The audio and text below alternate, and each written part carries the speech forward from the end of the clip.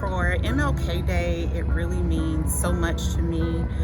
It's really a day of service. I love being out in the Charleston community. I have so many fond memories of either being in the midst of everyone at the parade or walking in the parade with my bowling teammates. Of course, I saw so many people that I knew, and it was just so good to not only represent bowling in the parade, but also to just, really spend quality time with friends, family, people in the community that I adore. For me, MLK Day means a day to reflect on the sacrifices that others have made for me to be able to enjoy some of the opportunities that I have here bowling. It also is a day for me to look forward as to what I can do to make things better for the generations to come.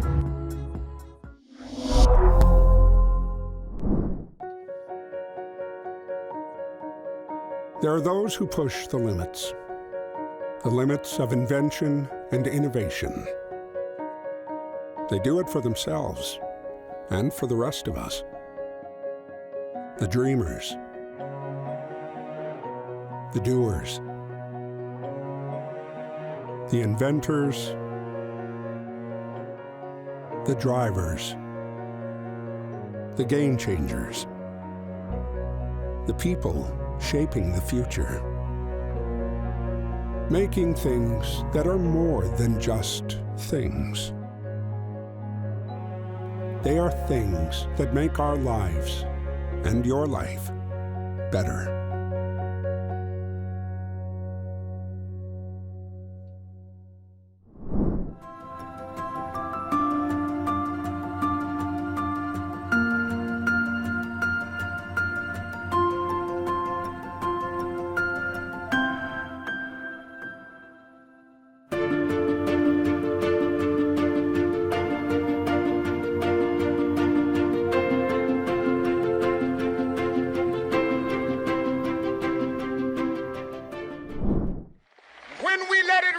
From every village and every hamlet, from every state and every city, we will be able to speed up that day when all of God's children, black men and white men, Jews and Gentiles, Protestants and Catholics, will be able to join hands and sing in the words of the old Negro spiritual, free at last, free at last. Thank God Almighty, we are free at last. Thank you, YWCA of Greater Charleston, for hosting this 50th annual celebration honoring Dr. Martin Luther King's legacy. South Carolina Ports joins you in paying tribute to his work while recognizing that there's still more to be done. We believe together we can realize his dream. What is it that powers progress? People. People and the will to dare. People and not being afraid to be different. Together, we are an unstoppable force. For us, it started over 50 years ago. A family that saw a future with shared values where differences make us stronger. We are fearless and we are trusted. We are forward thinkers. We are a business powered by people. From local to global, we never stop. We care about what happens to our planet. Celebrating unity, not uniformity. Synergy, not sameness. Empowering us all. We are Sonapa, powered by difference.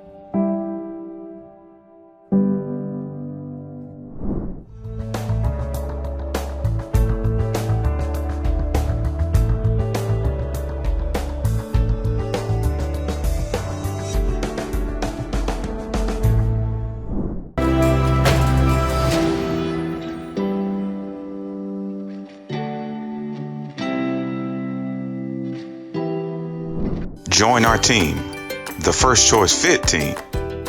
We eat right, stay active, and go for our annual well visit. These three things help make sure you're growing up healthy and strong. Be First Choice Fit like me, Marcus Lattimore.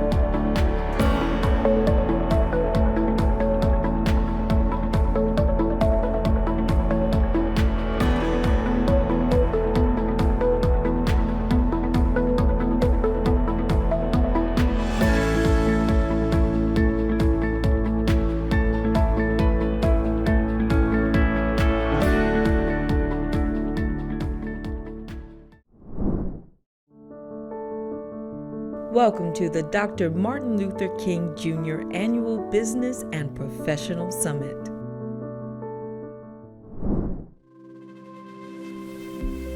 We will begin with opening remarks, the Honorable John Tecklenburg, invocation by Reverend Dr. Adam Shoemaker, musical selection with Jayla Jackson, welcome by LaVonda Brown, and youth recitation Sophie Levinson. Good morning. Mayor Tecklenburg here, and it is my utmost honor as your mayor and honorary chair to welcome you this morning to the 22nd annual Reverend Dr. Martin Luther King Jr. Business and Professional Summit. It's an honor to have with us today our keynote speaker, William Kennard. He's the former U.S. ambassador to the European Union and also a former chair of the Federal Communications Commission. And we are so blessed to have him with us here today.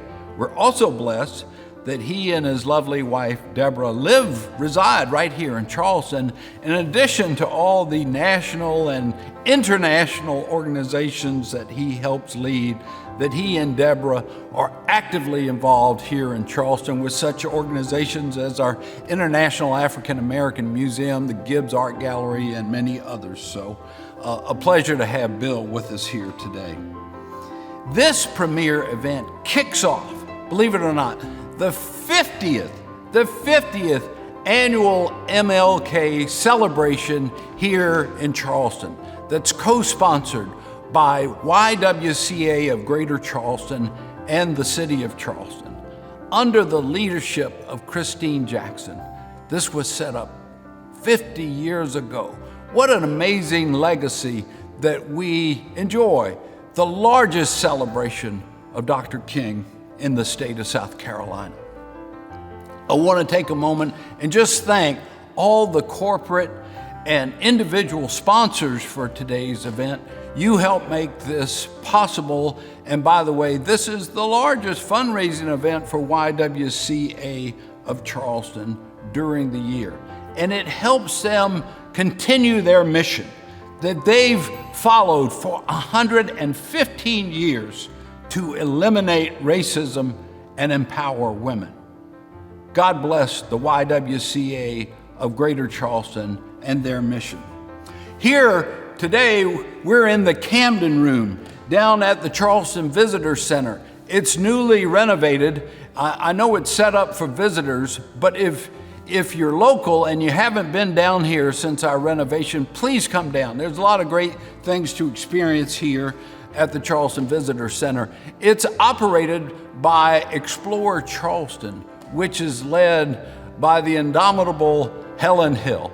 What a wonderful lady, what a great leader in our community. And she, for the last 3 years, has been the chair of this annual breakfast and summit. And we're so blessed to have our new chair, our own Anita Zucker. She's the chair of the Intertech Group. And what a pillar of philanthropy in Charleston, South Carolina, and our nation. She's an amazing advocate for education. She's a business leader par excellence. She's an advocate for human and civil rights and fulfills the Jewish expression of tikkun olam, which means to repair the world. This is her life's journey to help repair the world. Every year, we have this largest tribute to Dr. King right here in Charleston in South Carolina. And the real purpose is to inspire us all, to challenge us all, to live up to the values and try to fulfill the dream of Dr. King as he so beautifully expressed in his speech in 1963. A dream where we have greater acceptance of diversity and inclusion. A dream where we have economic opportunity for all. A dream whereby, to the extent that we as humans make judgments, that we make judgments on the content of one's character and not by the color of their skin. So again, welcome this morning to the 22nd Annual Business and Professional Summit. We have much work to do this year to follow and to fulfill the dream of Dr. Reverend Martin Luther King Jr. God bless you. Good morning and welcome to this Business and Professional Summit. We gathered together today to celebrate the life and legacy of the Reverend Dr. Martin Luther King Jr. And this year, for the YWCA of Greater Charleston's 50th annual tribute to Dr. King, our theme is We Persist, Paving the Path to Justice. We persist. It's an apt theme given the obstacles that we continue to face in the work for justice, equity, and the kind of beloved community that Dr. King envisioned. The political polarization, divisive politics, and painful scenes of violence that continue to plague our society can easily dishearten and disillusion us. Progress can seem elusive or difficult to envision. But Dr. King's witness and example should inspire us to not lose hope and to not lose heart, and to keep pushing for change. For in the midst of all the challenges and obstacles he faced in working for civil rights, and especially for voting rights, and in the face of repeated acts of violence and intimidation, Dr. King once said, "For all of us today, the battle is in our hands. The road ahead is not altogether a smooth one. There are no broad highways to lead us easily and inevitably to quick solutions. But we must keep going. We must keep going. If you can't run, then walk. If you can't walk, then crawl. But keep going. Keep moving forward." So in that spirit, friends, let us all, with hope in our hearts and Dr. King's life and witness as our example, commit today and in the days to come to persist together, and in so doing, to pave the path to justice. Thank you for joining us today.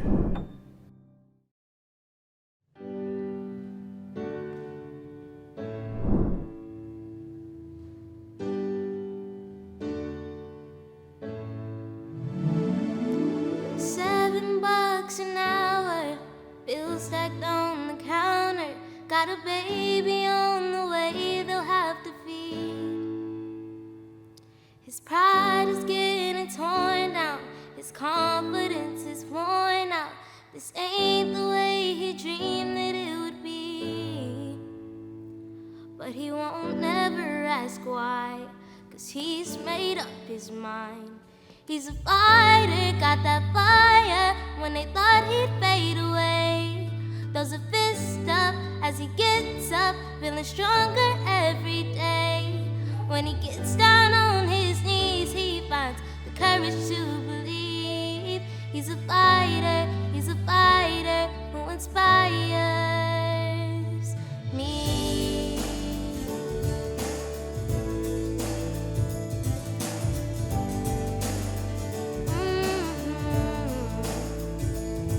She's got no time for makeup, 'cause she's got 3 boys to wake up. Never thought she'd have to raise them on her own.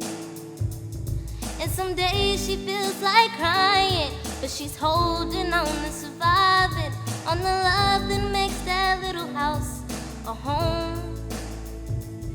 But she sees it in their eyes, all the reasons why. Yeah, she's a fighter, got that fire when they thought she'd fade away. Throws a fist up as she gets up, feeling stronger every day. When she gets down on her knees, she finds the courage to believe. She's a fighter who inspires me. She inspires me.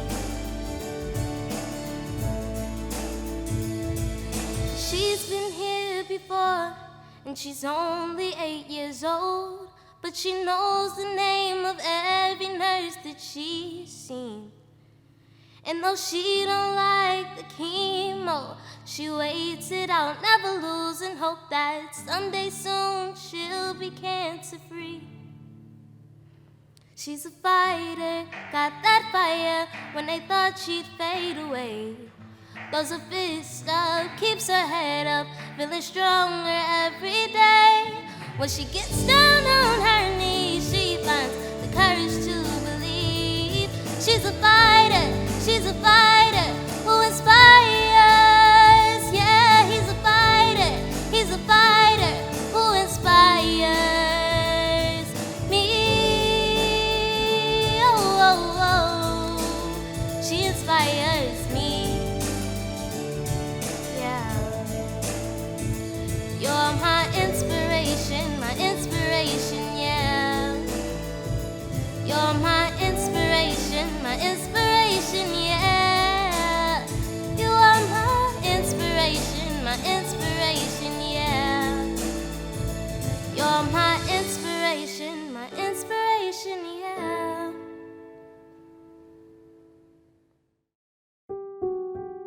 We persist, paving the path to justice. Now, persistence doesn't just mean to keep doing a thing. It means to keep doing that thing despite obstacles, in the face of uncertainty, and even through self-doubt. This year's tribute is monumental, not simply because it marks 50 years honoring Dr. King, but because these 50 years have not been without hardship and hurdles. Yet, here we are once again together. Here we are together to honor the life of a man who died for what he believed in and what he fought for. Now, how we honor that life is important. If we have done nothing to move us closer to that dream of justice, how is that honorable? I hope that this year's tribute will cause much self-reflection and self-inventory. I have often heard of these events being characterized as a celebration. And I have to be honest, in recent years, I am finding it difficult to wrestle with that terminology of celebration. Because when I think about where we've been, how far we've come, and how far we still have to go, it just doesn't feel like time to celebrate. It's time to fight. It's time to work. And it is truly time for justice. It scares me a little bit to think that we could be lulled back into the status quo. But what I do have is faith and hope. And my faith will not allow my hope to dissipate. My faith in humankind, my faith in Charleston, and my faith in all the freedom fighters and justice warriors that I have met along the way and those that I have yet to meet. I feel like we must take inventory of the cost of freedom because it is not free. And the status quo is way too comfortable. And there's no time for that. We all know the data. We know the stats. We've seen the evidence. We see it in our schools. We see it in our neighborhoods, jails, hospitals. And I know that I am preaching to the choir. But again, I have to say that we must take inventory of what we have done and what we will do in the name of justice. I want to thank our sponsors, members, volunteers, board, and staff. All of you who are on this journey with us and make this work possible. And in the words of Dr. King, if you can't fly, then run. If you can't run, then walk. If you can't walk, then crawl. But whatever you do, you have to keep moving forward. Thank you. The Jewish people are very familiar with resilience. It is a quality that has defined much of our existence and an attribute that we are proud to hold as a pillar of strength amongst our people. When I think of resilience in the Jewish people, many things come to mind. The Hebrews surviving Egyptian exile, their descendants surviving persecution, and our people surviving the Holocaust. But I often focus on one central moment in history, the diaspora. Hundreds of years ago, the Jewish people were exiled from Israel and scattered themselves across the world. Amazingly, through space and time, through separation and disconnection, the Jewish people displayed resilience and remained as one. Here we are now, perhaps small in number, but nonetheless marked by our strong sense of community and our determined commitment to one another. Because resilience is such an integral part of Jewish identity, it is easy for us to recognize resilience in our friends and neighbors. As we honor the memory of Martin Luther King Jr. today, I am reminded of a man whose unflappable determination fueled his life's work. Dr. King was resilient in every action he took. His determination was the cause of his success. As we gather today to reflect on his life and legacy, I hope that every one of us can channel the same resilience into our everyday actions. Dismantling hatred takes dedication, something we are all perfectly capable of, but something that is sometimes avoided in favor of an easier road. It is imperative that we promise ourselves and each other, today and every day, to choose the more challenging road and to dedicate ourselves to eliminating hatred. The Jewish community is here today to demonstrate our solidarity with the African American community. Building togetherness is what the Jewish people do. It is what we have always had to do, and it is something that we are proud to do. Today, we work together in the memory of Martin Luther King Jr. Because of our resilience and because of the lessons we learned from Dr. King, I am confident that my generation, our wave of youth, can succeed in extinguishing hatred and instead replace it with love. Up next, a musical selection by Zandrina Dunning. The woman behind the movement, Kendra Snipe. Youth recitation, Becca White. The Joseph P. Riley Jr. Vision Award, presented by Danielle Hardy and Dwayne Green. The 2022 award honoree remarks, Dr. Thaddeus John Bell. And musical selection by Reverend Randolph Miller.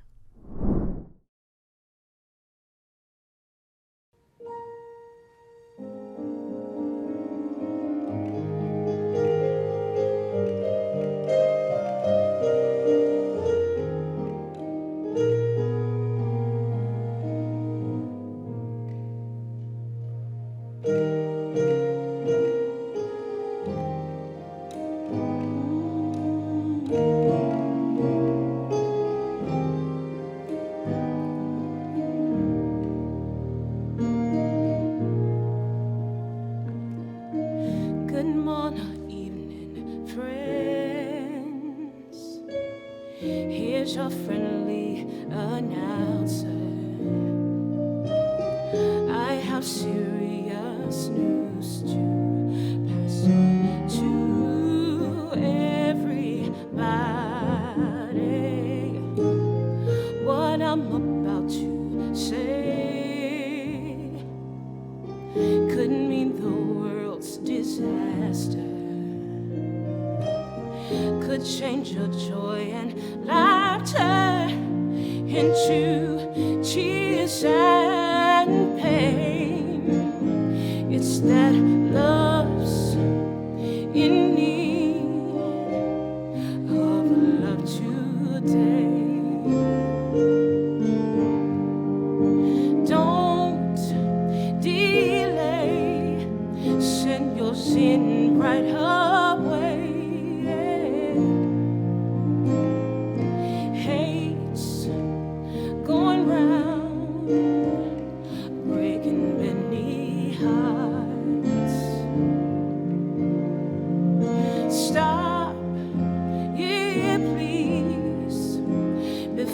It's gone.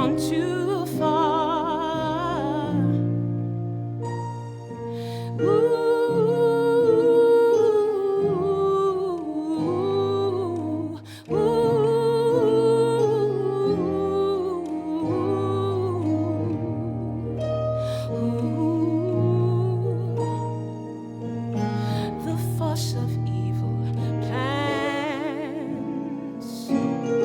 to make you its possession, and it will if we let it destroy everybody.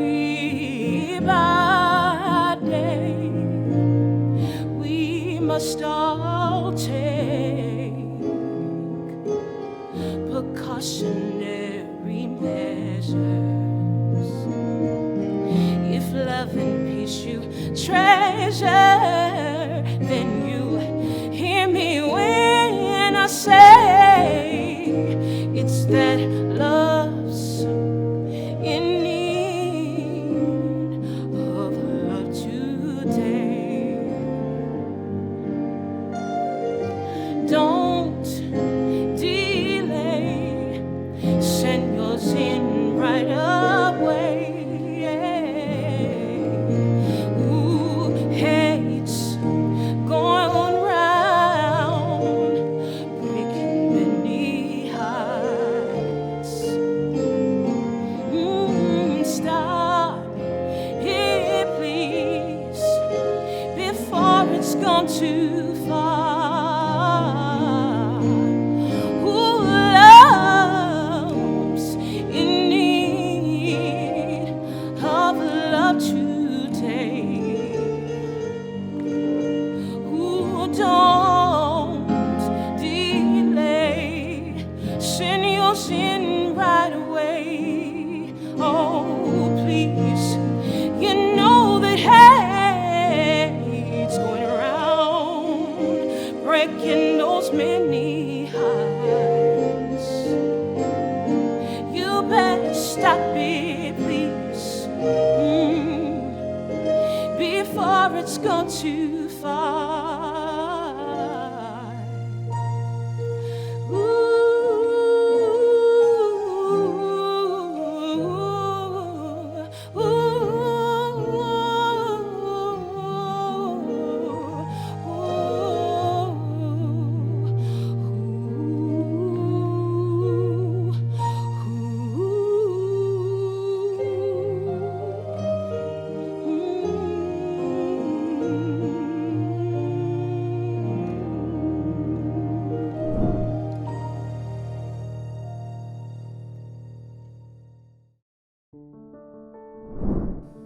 In 2015, when Carrie Forrest asked me to consider board leadership with YWCA Greater Charleston, she explained that the board was intentional about inviting women under the age of 30 to join the board.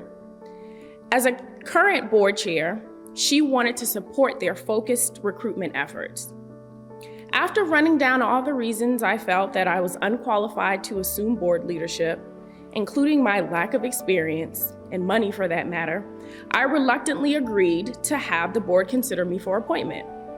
So once I was eventually voted onto the board, Carrie made it crystal clear that the work began immediately. There was little time for observing, but it behooved me to find where I could contribute and ask questions as I worked. So the first question: if this is an organization with a mission to empower women, why is our signature event centered on Martin Luther King Jr., a man? This is where my journey to clarity began. As a vocal woman active in my community, I am certain that I am not the only one curious to understand the role women played during the civil rights movement. For me, specifically Coretta Scott King, and her position in, commitment to, and the many sacrifices she made to support her husband, who rose to great notoriety as the face of the historical movement. I want to see myself as part of a movement that literally transformed the entire country and influenced parts of the world. Surely there were women actively contributing to the cause in addition to maintaining obligations to their families. I need a muse who speaks to the various layers associated with my womanhood and my activism. For the times when I get weary in doing good, and there are times where you get weary in doing good. Being everything to everyone and putting worthy causes ahead of myself. I need to see that, and I wanted to see that in women during the Civil Rights Movement. In a January 1966 article in the New Lady magazine, Coretta said it herself that not enough attention has been focused on the roles played by women in the struggle, but women have been the backbone of the whole civil rights movement. This quote comes from a woman determined to show the world that she was more than a wife, more than a mother, and unfortunately, later a widow. When Coretta and Martin when they wed in June 1953, she insisted that the word obey be removed from their wedding vows. And I also can't leave out her spicy wit when she would receive hate phone calls aimed at Martin. She would tell one caller in particular, "My husband is asleep. He told me to write down the name and number of anyone who called to threaten his life so he could return the call and receive the threat in the morning, when he wakes up and he's fresh." Well, in 2018, Jeannie Theo Harris wrote in The Atlantic that Coretta was far more than her husband's helpmate, but along with many other leaders of the era, her leadership was hidden in plain sight. Coretta was politically engaged even before meeting Dr. King. Upon their meeting, he had never been involved in a protest. At the time, Martin's position of influence was exclusively from the pulpit. Not only was Coretta more experienced, but her connection to music and the arts afforded her a unique advantage as she had ties to well-known musicians, actors, and political leaders of that time. So these were the influencers who would help to carry Coretta's efforts even further. When Coretta and Martin's lives eventually came together, they influenced, encouraged, and supported each other. More importantly, they complemented each other. We chose for our theme this year, "We Persist, Paving the Path to Justice." Coretta Scott King's life was an extraordinary example of persistence amid unsurmountable challenges. 4 days after her husband was assassinated, Coretta stepped up to deliver a speech as part of the sanitation workers' strike in Memphis, Tennessee, the exact place where Martin Luther King was at the time of his death. Coretta Scott King gave a speech from her heart, and this is where some people saw her for the very first time, after being married to Martin for 15 years. So as I pay homage to Coretta Scott King, it's only proper for me to tell you about the good trouble her first cousin, Miss Jackson, was stirring up in Charleston, South Carolina. Miss Christine Jackson led the YWCA Greater Charleston for 3 decades, taking the reins during the Civil Rights Movement. Her first year was in 1966, 2 years after the passage of the landmark Civil Rights Act, and just 1 year after the passage of the Voting Rights Act. Ms. Jackson invited her cousin, Coretta, down to Charleston only 1 year after Dr. King's death to march with YWCA Greater Charleston's members and board at the time of the historic 1969 MUSC hospital strike. In addition to spearheading many highly effective programs designed to empower women and eliminate racism, in 1972, Ms. Jackson founded the annual MLK celebration, one of the first MLK celebrations in America. While Coretta spent many years in Washington advocating Dr. Martin Luther King Jr. Day become a federal holiday, Cousin Christine was over here adding more and more events to Charleston's MLK celebration, beginning with the annual MLK Ecumenical Service and ending with the annual MLK Business and Professional Breakfast, which we now call the MLK Summit, in 2000. The same year that the MLK holiday was finally observed in all 50 states, after President Reagan signed the holiday into law in 1983. Lots of historical notes that often get overlooked. So on behalf of the YWCA Greater Charleston Board of Directors, we encourage each of you to continue this journey with our beloved organization as we use our mission to persist in eliminating racism, empowering women, and promoting peace, justice, freedom, and dignity for all. We are forever grateful to our sponsors for believing in our organization and committing to help us reach the masses through our programs, encouraging the next generation to find their role in standing up for social justice, along with helping families and strengthening communities. The table has already been set. Social justice is critical to our society's well-being. Every person deserves an equal opportunity, regardless of their race, gender, sexuality, or religion. Therefore, the battle for equality will not end until every citizen has an equal experience. It is important to remember the incredible work of previous leaders such as Martin Luther King Jr. and to use their progress as inspiration to persist. When we reflect on these heroes, we can see the potential to make a change in the world around us, and there is plenty of room for such improvement. As members of the younger generation, we have an immense duty to continue these legacies and identify the prevalent injustice that still affects our society. Being a part of the youth grants us the privilege of time to identify problems and arrive at effective solutions. It is not an easy task, but it begins with the meaningful collaboration and discussion we are partaking in today. I'm eager to continue fighting for social justice, and with the help of those with the same passion for equality, we can continue paving this path. Following the April 4, 1968 assassination of the Reverend Dr. Martin Luther King Jr., the YWCA of Greater Charleston held a first in the nation, an annual MLK celebration on January 5, 1972. Immediately upon his election as mayor of Charleston in 1975, Mayor Joseph P. Riley Jr. assumed a leading role in the MLK celebration, now in his 50th presentation year. In 2000, Mayor Riley co-founded the MLK Business and Professional Breakfast, along with then YWCA of Greater Charleston Executive Director Christine O. Jackson, first cousin to Coretta Scott King. Mayor Riley served as honorary chairman of the MLK Business and Professional Breakfast since its inception 22 years ago. Today, Mayor John Tecklenburg, in his capacity, continues this tradition of supporting the MLK celebration in Charleston, South Carolina. In October 2014, the YWCA of Greater Charleston established the Joseph P. Riley Jr. Vision Award for Model Corporate Citizenship for perpetual presentation at the Reverend Dr. Martin Luther King Jr. Business and Professional Breakfast. Inaugural recipients of the award in 2015 were Dr. Mary Thornley of Trident Technical College and posthumously Dr. Theodore Stern, President Emeritus of College of Charleston.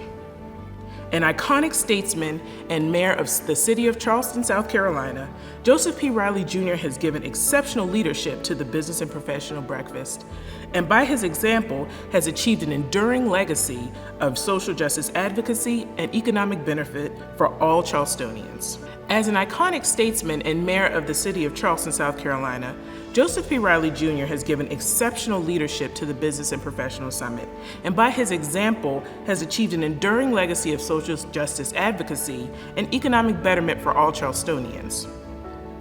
A corporation, an institution, or an individual is eligible for consideration for the Riley Vision Award if their primary work, mission, contribution, or service achieves outstanding favorable recognition in their field of industry, contributes positively to the growth of the Charleston metro business market, adheres to federal, state, county, and municipal laws regulating workplace non-discrimination, safety, employment, and pay of employees, promotes diversity and equal opportunity through policy, through business, and/or advocacy of the same, and advances the common well-being of society through community service and other acts of charitable goodwill.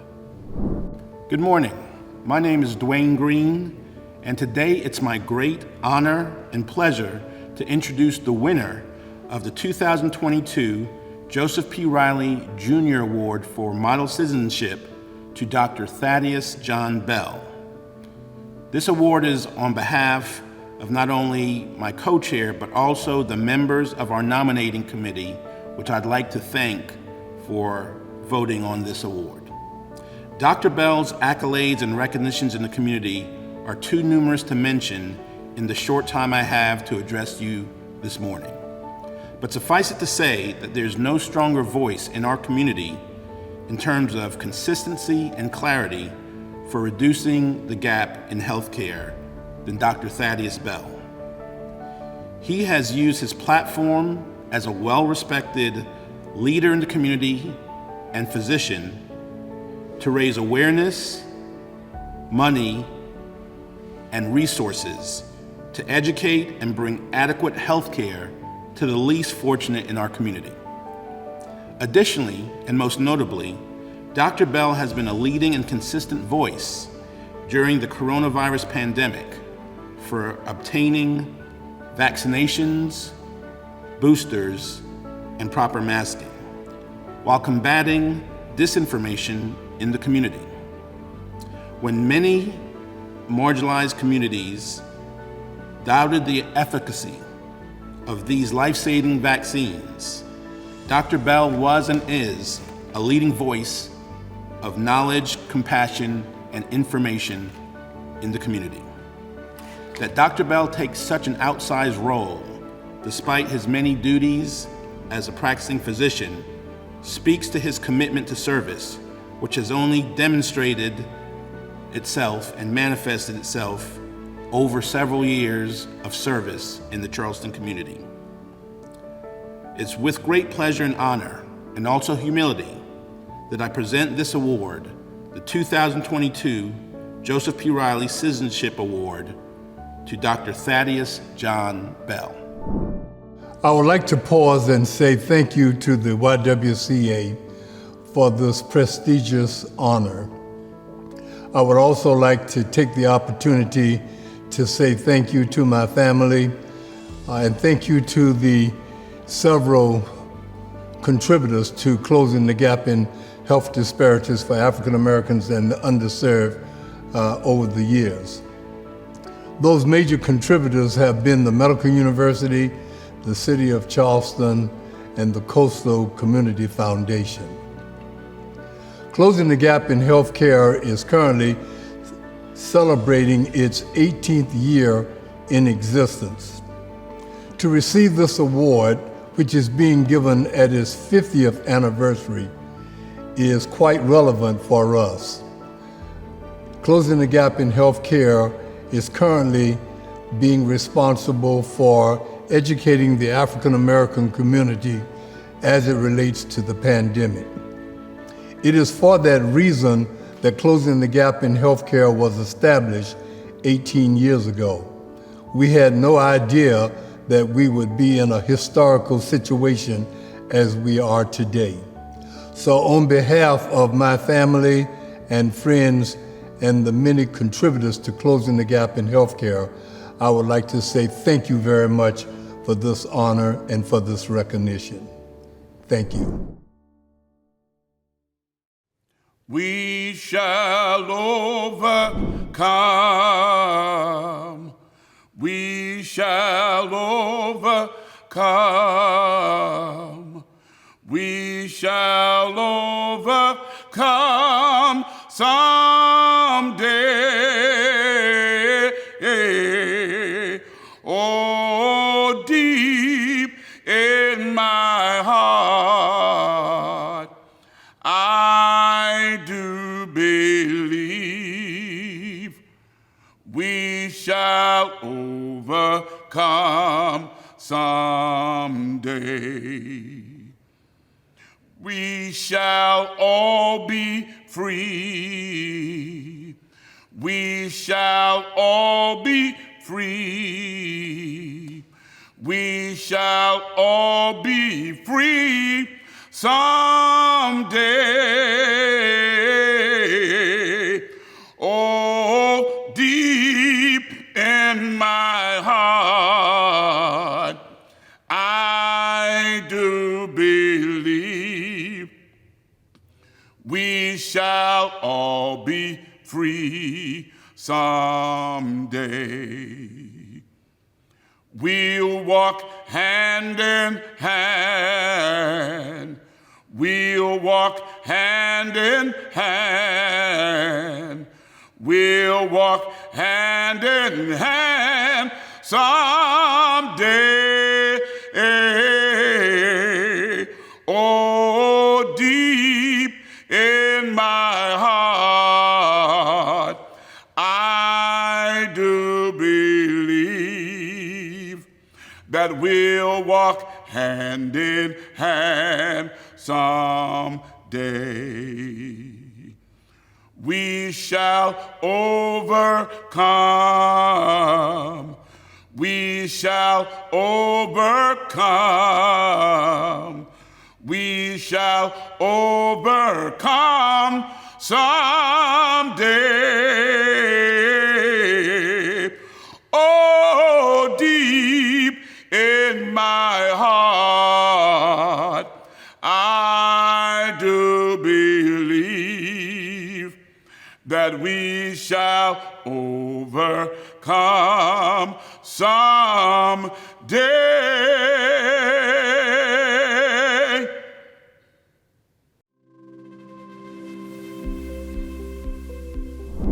And now we'll have remarks and introduction of our keynote speaker by Anita Zucker. Then our keynote speaker for today, the U.S. Ambassador William E. Kennard, followed by closing remarks by the Honorable John Tecklenburg. Well, good morning, everybody. I'm Helen Hill. I'm the CEO of Explore Charleston, and I'm so thankful to be here. And boy, do I long for that day where we're all joined together in a packed full ballroom. Mayor, you got a piano, and we're singing with Reverend Miller. Today, I have the great pleasure to introduce my long-term friend, Anita Zucker. Now, she has a long resume of many successes, but today, I would like to introduce her by saying what I see in her heart every day. Anita deeply cares about her family, her faith, and her community. She wakes up every day thinking about what can I do to serve today. Ladies and gentlemen, it's my great pleasure to introduce Anita Zucker.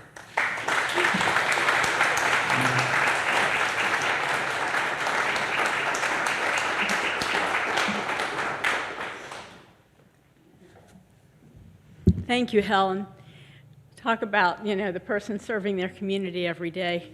She's one of them as well. It's probably what makes us such good friends, because we care so deeply.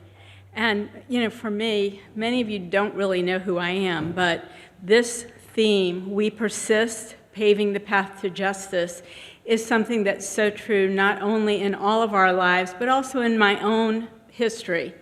My parents were Holocaust survivors. They were persecuted, all about religious freedom. They were beaten. They were slaves. They weren't fed. They went through all the kinds of things that we're trying to change in today's world. The hatred, unfortunately, still exists. And so, when I think about Lavanda's beautiful words, and she talked about how this is not really a celebration, well, it's still a celebration because we're remembering somebody who 50 years ago created the way we're thinking today. My only wish would be that our entire world would join us in thinking the way that Dr. King thought.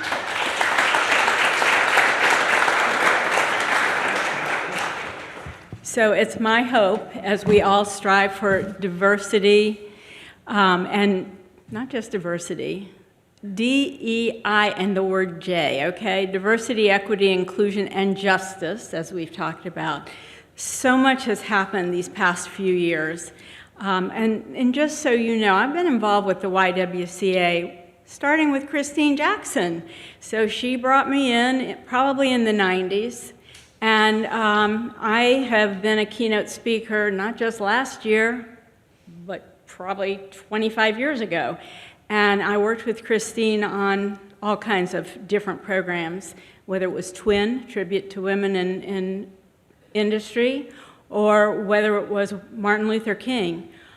It is about the women and the work that we get done in our communities, but it's also about everyone and bringing everyone along with us in that fight for justice. So please keep those things in mind as we go forward in our paths as we try to change the world. And I'm thrilled that members of my community participated this morning. I happen to know both of the young ladies, and they're absolutely amazing young women. And it makes me feel good to know that we're in this together, because I do believe that, and we have to be. And now it is truly an honor to introduce our keynote speaker this morning. William E. Kennard has had a distinguished career in both the public and private sectors. President Bill Clinton appointed Kennard to serve as chairman of the Federal Communications Commission in 1997. He presided over the agency at a historic time. During his tenure, he shaped policies that created an explosion of new wireless phones, brought the internet to a majority of American households, and resulted in billions of dollars of investment in new broadband technologies.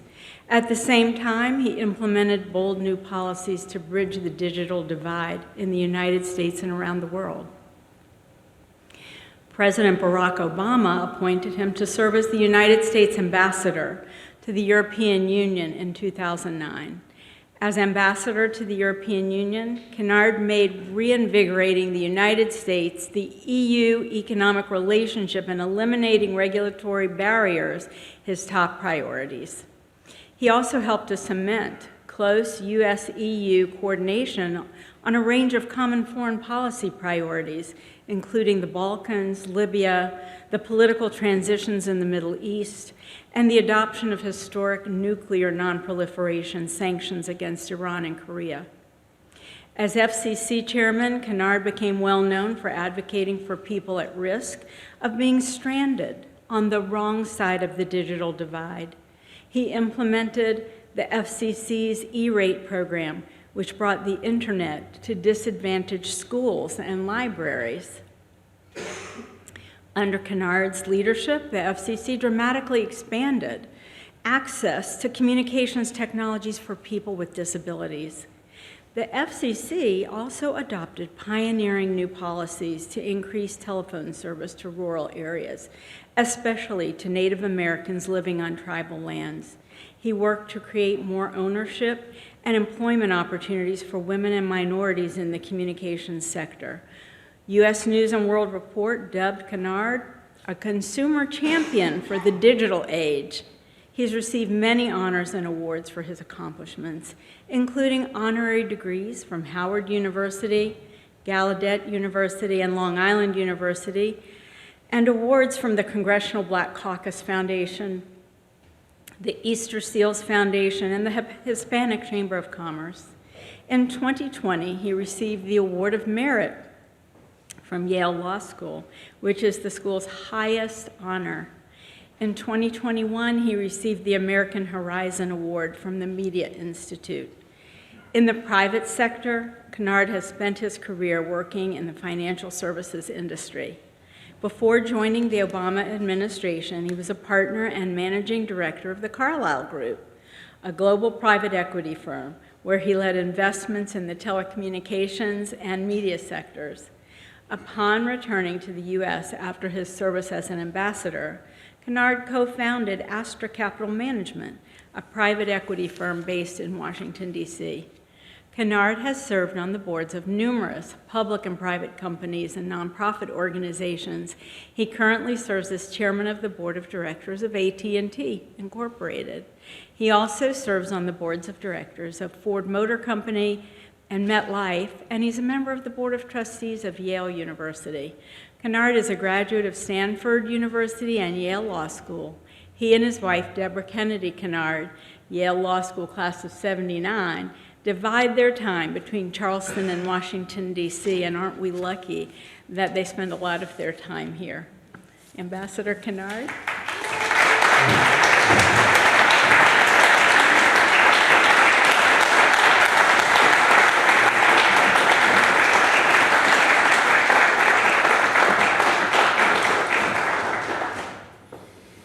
Wow, Well, thank you so much. It's great to be here. Anita, thank you so much for that introduction. And moreover, thank you for everything you do in this community and beyond this community. Your philanthropy, your commitment is really an inspiration to me and so many others in this community.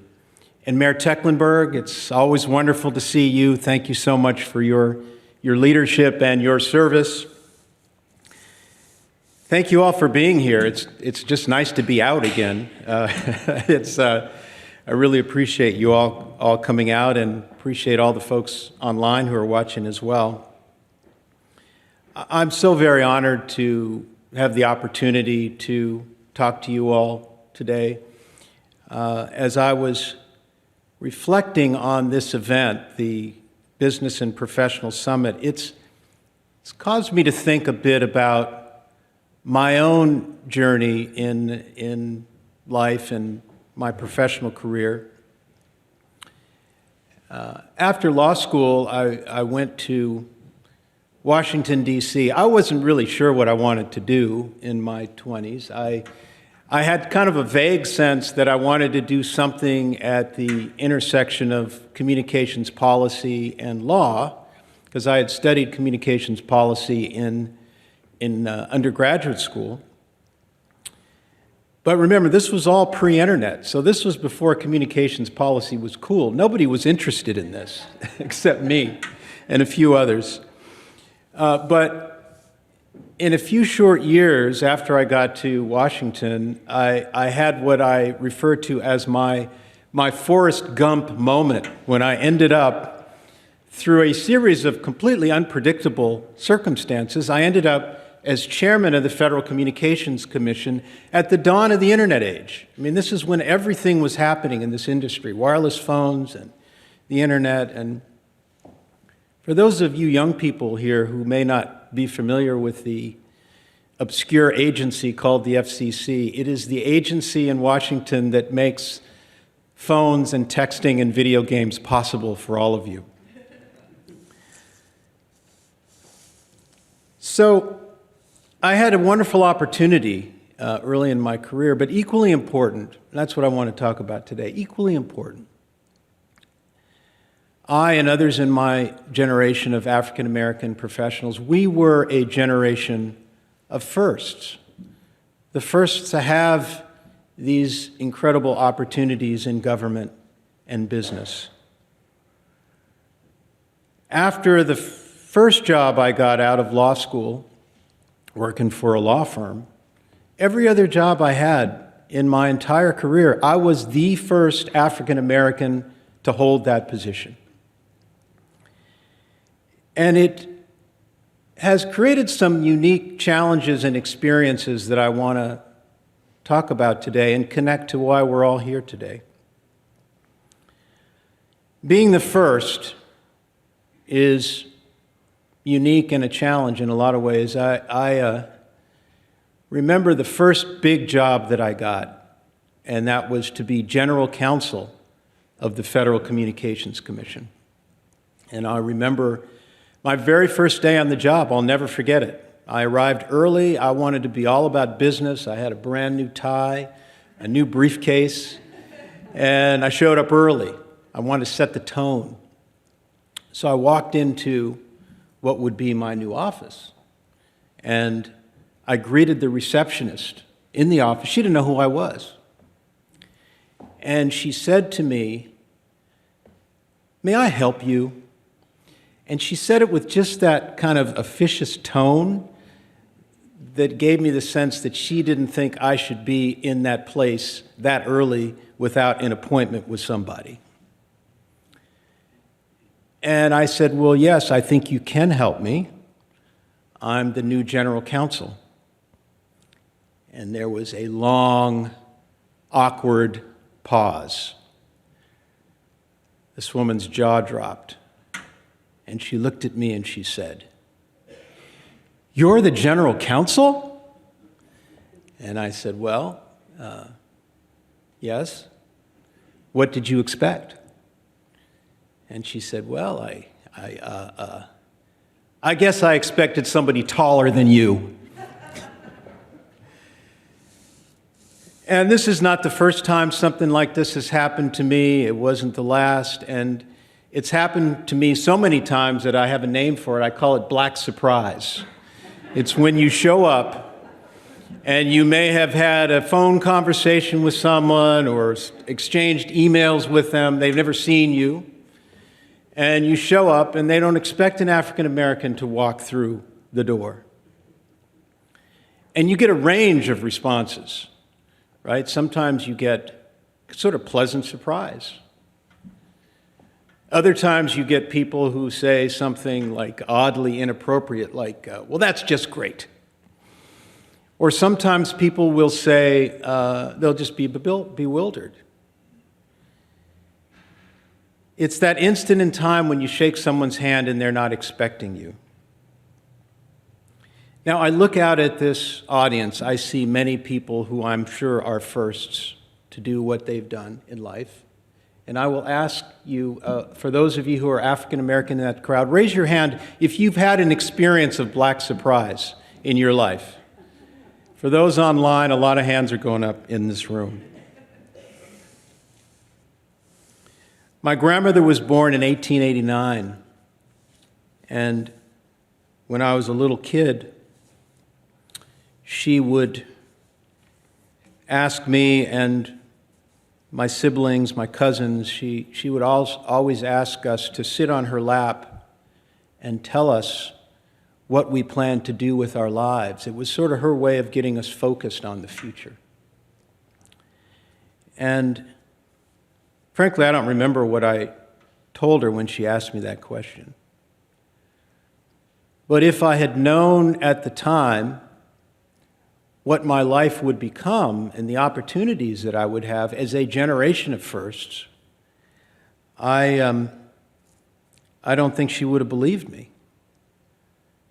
You know, if I had told her I would be chairman of the Federal Communications Commission or first African American ambassador to the European Union, you know, I think she would have thought that it was inconceivable. If I had told her that I wanted to be appointed by the first African American president of the United States, she probably would have thought I was crazy at that time.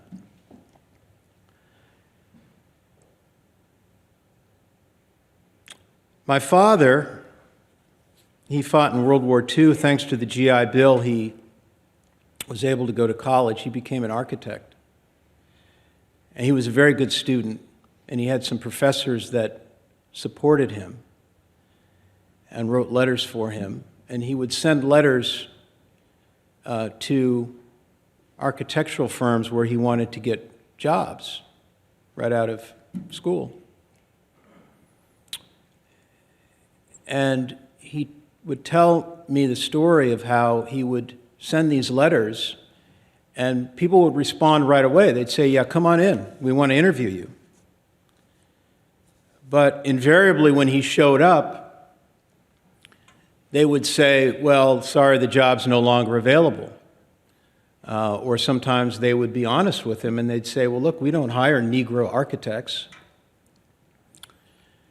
So that was my father's version of black surprise when he showed up and people didn't expect to see a black face.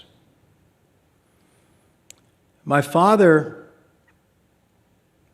told me and my siblings, I have two sisters, he would tell us this story so many times I can't even remember how many times, but the punchline was always the same.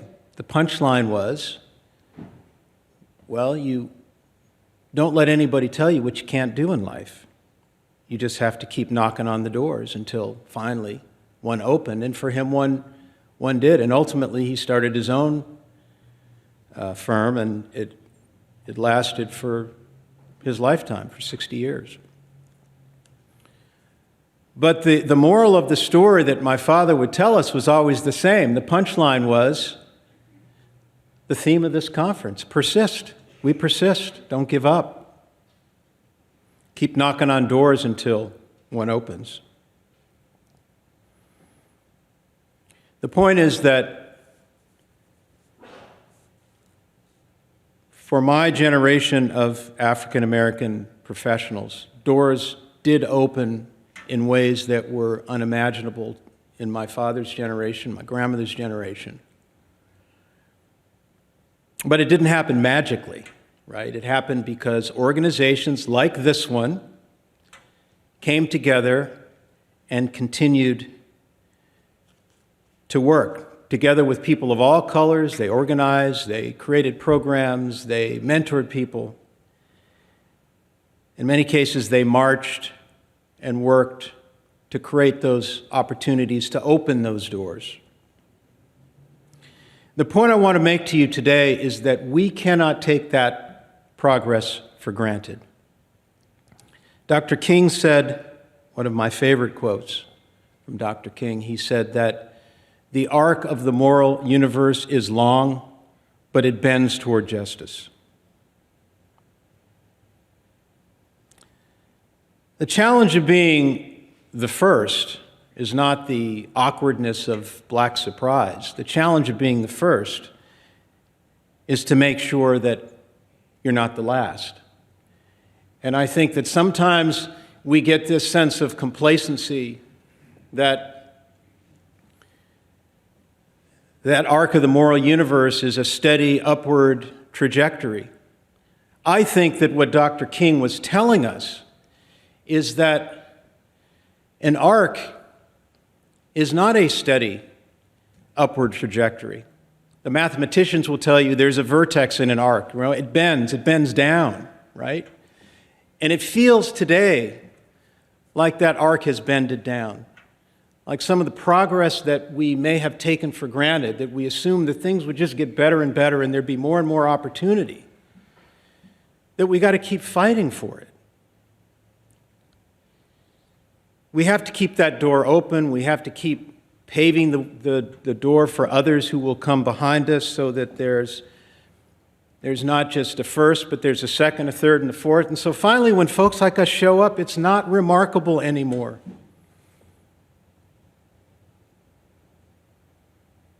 No one will be surprised when we show up.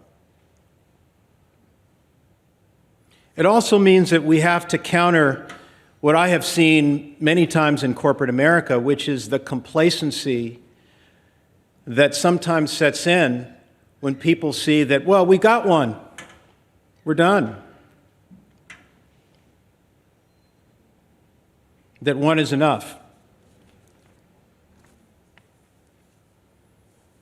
The point is that King clearly saw this as an ongoing struggle, that there would be setbacks, that arc would bend downward at times. And I believe we're seeing some fairly significant setbacks in our society today. Think about it. The Voting Rights Act of 1965, Dr. King's signature achievement, is being dismantled as we speak. And it's unclear whether we'll be able to move forward.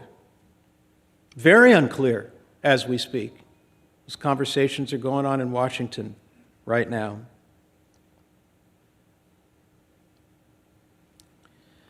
Dr. King also recognized, particularly in the latter part of his life, the universality of struggle. He said that all people are linked by, quote, an inescapable network of mutuality, that we wear a single garment of destiny. When you look around our society today, I think never before have the fate of working class people of all colors been more linked. Linked by the scourge of income inequality, the challenges of diminished opportunities for upward mobility, failures of the public education system to give people real enduring opportunities for themselves and their children. And there's just the despair about economic insecurity that so many people who once considered themselves middle class are feeling today. And by the way, this phenomena transcends national borders. It is fueling the rise of nativism and anti-democratic populism in governments in most countries of the developed world today. I saw this firsthand when I had the privilege of serving as a U.S. ambassador in Europe. There were many people who were very much like what we saw arise in the 2016 election, many sort of, mini Trumps all throughout Europe. So this is a global phenomenon that we're addressing, and we face an overwhelming array of challenges here and around the world. So what do we do about it? Well, we do what we're doing here today, right? We come together, people of goodwill. We support organizations like the YWCA that have proven over decades that they can make change in our communities and uplift people.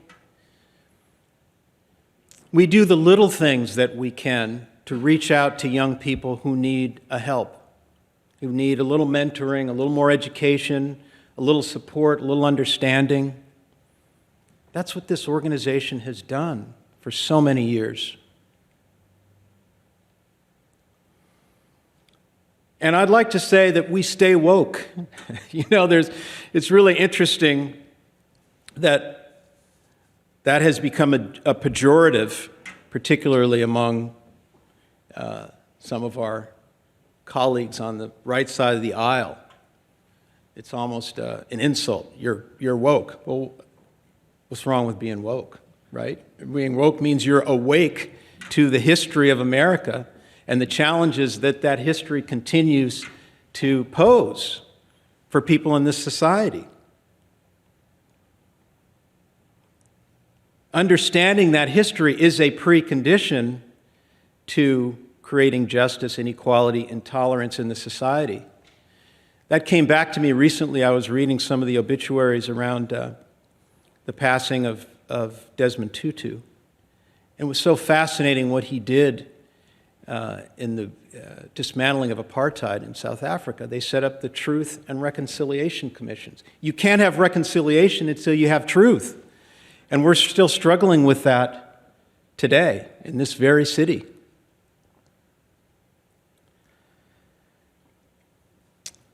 Well, I commend this organization for what it has done.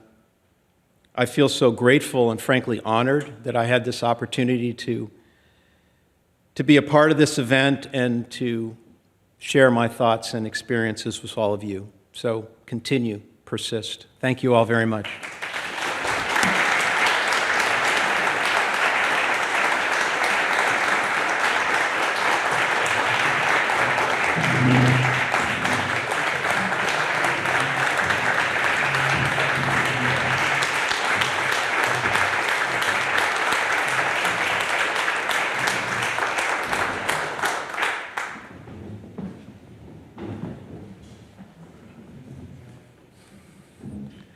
Good morning. Well, I must say I don't know quite how to follow that. I'll start by thanking you, Ambassador, for your lifetime of service. Such a personal testimony you've given us this morning. And I must admit I didn't know you in the early part of your career. I've met you since you've and your lovely wife, Deborah, have moved to Charleston. We're so blessed to have you as Charlestonians. It's no surprise to me that you were a trailblazer. It's no surprise whatsoever. Thank you for your powerful and insightful remarks this morning. And you're absolutely right, folks. We got to persist. We got to keep moving forward, even if we're just crawling. And I could relay a few events even from earlier this week at City Council where we just have to continue to persist because the opposition is out there. Honestly, folks, we're just formalizing a committee, a commission, to advise City Council on matters of increasing opportunities for everyone in our community and reducing the disparities that we know exist out there. And there were folks that would come forward and lie about what we were doing to try to just stop that simple step. I mean, it was just an example this very week of how we must all continue to persist and continue to keep moving forward. God bless you. Thank you, Helen, for your last 3 years of service as our co-chair and all you do in our community. And Anita, I'm so honored to serve as co-chair with you going forward of this business and professional forum. God bless you both for all you do for our community. So I want to thank our sponsors and everyone who's here in person and virtually this morning. And yes, I can't wait until we're holding hands again and singing along with Reverend Miller. I had to sing regardless. So we shall overcome. I do want to add a little challenge for this year, for 2022. Don't forget that the Y in YWCA stands for youth. And I think at this juncture in our history and what's going on in our communities across the nation, to focus on youth is a good thing for us to do. And so I've pulled together a little coalition of groups that mentor to young men and women, young boys and girls in our communities. And February 5th, I'm going to do an advertising plug here, sorry. We're having a mentor fair, if you will, at the Arthur Christopher Gym. That's a Saturday, starting at 9 until noon. And we're inviting the organizations that mentor to kids to be there so they can share what they do, and hopefully citizens will come and volunteer to be mentors. And if you can't make this fair, please look at groups like the YWCA that are mentoring youth, and consider this a year to be a mentor. If you're interested in sports, maybe be a coach, even if you don't have a kid in the team. Hire a youth this summer. Let's all have our own little apprenticeship programs in our businesses and professional lives, and involve young people and inspire them into the workforce in a good way. I can't think of anything more important this year, as we've seen. Maybe we've lost a few stray souls of my generation. Let's focus on the next generation. Oftentimes, I must admit, as mayor, I think about building things and drainage projects and bike ped bridges and all like that, and you think of building things to make this world a better place for our children, right? That's something we all aspire to do, leave things better than we found them. But if you think about it, that phrase, maybe it's more important to leave better children for our world, because they're going to be our leaders of the future and carry this torch forward. They're going to be the ones that need to continue to persist and to move the ball forward and to keep moving forward. So let's make 2022 a year to focus on youth and to help the young people in our community. So again, thank you everyone for being here as we celebrate the memory of Dr. King, of his values, of his dream, and it's so much more than a celebration, y'all. This is a challenge. This is a challenge for us to persist, a challenge to keep moving forward. And I wish everyone a blessed Reverend Dr. Martin Luther King Jr. Day. God bless you.